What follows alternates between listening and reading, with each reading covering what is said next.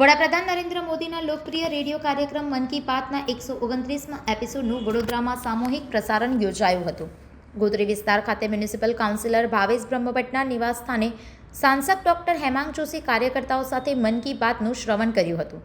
આ દરમિયાન વડાપ્રધાને વર્ષ 2025ની સિદ્ધિઓ અને સંઘર્ષોની ચર્ચા કરી હતી. મન કી બાતમાં ફિટ ઇન્ડિયા અભિયાન, તમિલ સંગમ તેમજ ડોક્ટરની પ્રિસ્ક્રિપ્શન વગર દવા એટલે કે ટેસ્ટ ન કરાવવાની મહત્વપૂર્ણ સલાહ આપી. સાથે જ માતૃભાષાના મહત્વને પણ ઉજાગર કર્યું હતું. કાર્યક્રમ બાદ સાંસદ ડોક્ટર હેમાંગ જોશીએ મન કી બાતના મુખ્ય મુદ્દાઓ અંગે પોતાની પ્રતિક્રિયા આપી હતી. આજે વોર્ડ નંબર 9 ખાતે આદરણીય ભરતભાઈ અને કનુભાઈના નિવાસસ્થાને મન કી બાતનો કાર્યક્રમ આ વિસ્તારના તમામ કાઉન્સિલરશ્રીઓ, સંગઠનની ટીમ અને તમામ કાર્યકર્તાઓ સાથે બેસીને નિહાળ્યો.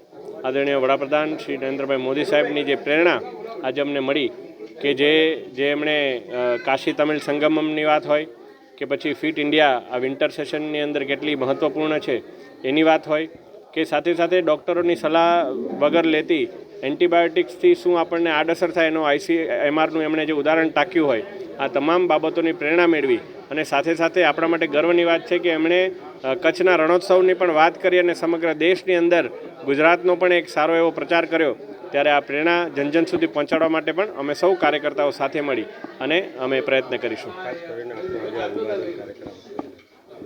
જે ચોક્કસ હું માનું છું કે જ્યારે પણ કોઈ નવી જવાબદારી પાર્ટી દ્વારા આપવામાં આવતી હોય છે ત્યારે એ કાર્યકર્તાઓનું સન્માન હોય છે. કોઈ એક વ્યક્તિને જવાબદારી મળતી હોય છે, પરંતુ તમામ કાર્યકર્તાઓનું સન્માન હોય છે. ત્યારે નિર્વિવાદપણે વડોદરાના તમામ કાર્યકર્તાઓ ખુશ છે. ખાસ કરીને યુવા કાર્યકર્તાઓ કે જ્યારે મને પ્રદેશના યુવા મોરચાના અધ્યક્ષની જવાબદારી મળી છે આપણા રાષ્ટ્રીય નેતૃત્વ, પ્રદેશ નેતૃત્વના માધ્યમથી, ત્યારે હું માનું છું કે માનનીય મોદી સાહેબનું જે વિઝન છે એ વિઝનને, વિકસિત ભારતના વિઝનને અને વિકસિત ભારતથી વિકસિત ગુજરાત બનાવવા માટે આદરણીય મુખ્યમંત્રીશ્રી, આદરણીય પ્રદેશ અધ્યક્ષશ્રી અને આદરણીય નાયબ મુખ્યમંત્રીશ્રીના માર્ગદર્શન હેઠળ તમામ પ્રયત્નો કરી અને યુવાનોને આ લક્ષ્ય તરફ આગળ વધવા માટે હું અથાગ મહેનત કરીશ.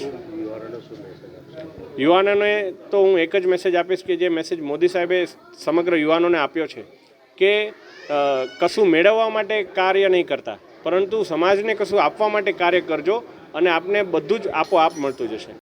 સંવાદદાતા સાથે અભિપ્રાય ન્યૂઝ, વડોદરા. આવા જ વધુ સમાચારો જોવા માટે સબસ્ક્રાઇબ કરો અમારી YouTube ચેનલને અને જોડાયેલા રહો Facebook, Instagram અને Twitter પર.